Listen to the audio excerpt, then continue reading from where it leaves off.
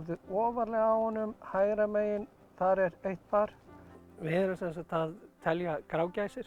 Við erum með landstalningu á grágæsum, þar sem við erum að telja völd snið og safna gögnum sem við vonumst þess að geta notað til að uppreikna stofnstærð grágæsa núna vorið 26. Þú talar snið. Hvað eru snið? Snið eru í þessu tilfelli valdir vægkaflar sem við keyrum og leitum að gæsum. Og þegar við finnum hópa þá teljum við á merkjum inn á kort með nokkuð nákvæmri staðsetningu, hvar þeir eru og hvernig þeir dreifast. Og svo reiknum við fjarlægðir frá sniðum í punktana sem við getum síðan notað til þess að máta við svokallað sýnileikafall og þannig uppreiknað þéttleika fuglana á flatarmálseiningar. Þessar hérna í fjærvíkinu varstu búin að setja þar inn. Tvær gæsir. Eru það að nota einhver sérstök tæki við talninguna? Við erum svona aðalega vopnuð sjónaugum en við erum með fjarsjár og erum að nota fjarlægðarmæla líka til að hjálpa okkur að staðsetja hópana. Svo erum við með kortaforrit í spjaldtölvum sem við nýtum til þess að staðsetja hópana á loftmynd.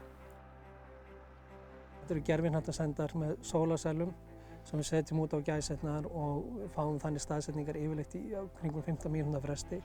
Við erum síðan að bera þessar staðsetningar og klukkum hvað þær eru hvar við þessa fláka sem við erum að teikna þegar við erum að telja. Ég held í augnablikinu séu 6 teymi úti um allt land að telja með þessar sömu aðferð. Djöfull hafa þær blekknir, þetta ekki með heiðgæsir. Þetta er æfing, töluverð æfing að spotta þá en maður svona lærir inn á að geta skannað yfir og ef það er eitthvað sem grípur augað og horfa betur á það. Þarna eru 3 klestar grásur á sundi. Af hverju eru það að telja fuglana? Þannig núna með grágæsina að stofninn hefur rýrnað mjög síðan hann var í hámarki í kringum 2011. Þeim fækkaði hratt fram til það bil 2017. En við höfum aldrei verið í sjálfu sér mjög viss hversu stórt hlutfall af stofninum við værum að ná. Þess vegna viljum við reyna að finna út stofnstærðina núna. Líka upp á það að við getum áttað okkur hvert raunverulegt veiðiálag á grágæsi má vera og hvort að það veiðiálag sem er í dag kunni að hafa áhrif á vaxtargetu stofnsins.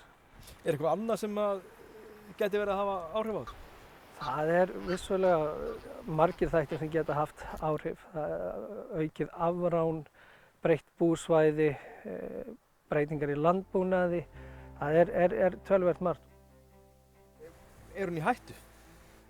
Hún er kannski ekki í hættu eins og er. Ástandið er þannig að miðað við þessar talningar sem við höfum að þá hefur henni fækkað það hratt og mikið að það kvikna ákveðin viðvörunarljós og þá þurfum við að því við erum skuldbundin í alþjóðasamningum með veiðitegundir að geta sýnt fram á að okkar veiðar séu sjálfbærar. Hvað getum við gert núna til þess að sporna við þessari fækkun? Já, það er góð spurning. Grípa til frekari aðgerðir til að takmarka veiðar eða hvort að vitundavakning hjá veiðimönnum beina veiðum frekar til dæmis á heiðagæs. Hvort að það nægi, það hefur verið gert undanfarin ár. En maður heyrir það alveg á veiðimönnum að þeir hafa orðið mjög varir við þessa fækkun líka. Margir þeirra einmitt sem hafa þá farið yfir í heiðagæs sem að ná að og þolir veiðar mun betur.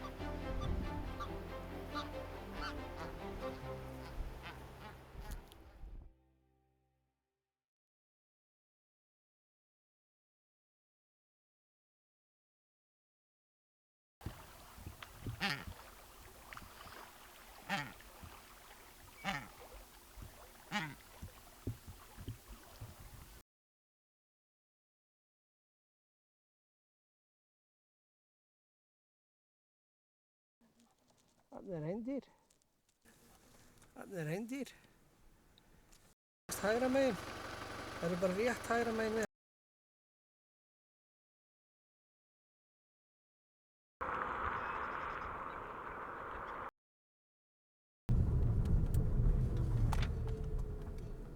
Það kemur svona lægð, þetta er svona barð hérna.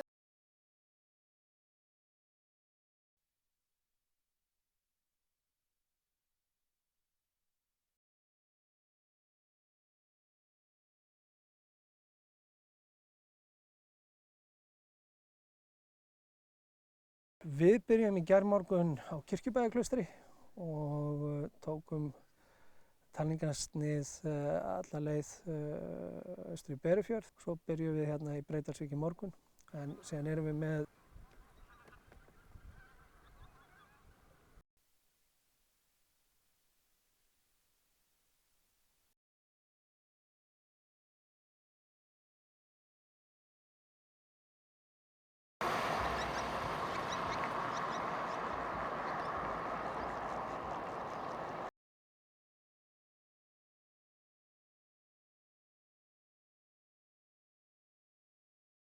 miðað við þessar hefðbundnu talningar sem að fara fram á hverju ári og við vitum í sjálfu sér ekki hvað er raun að dekka stórt hlutfall af stofninum, þá er viðvarandi fækkun.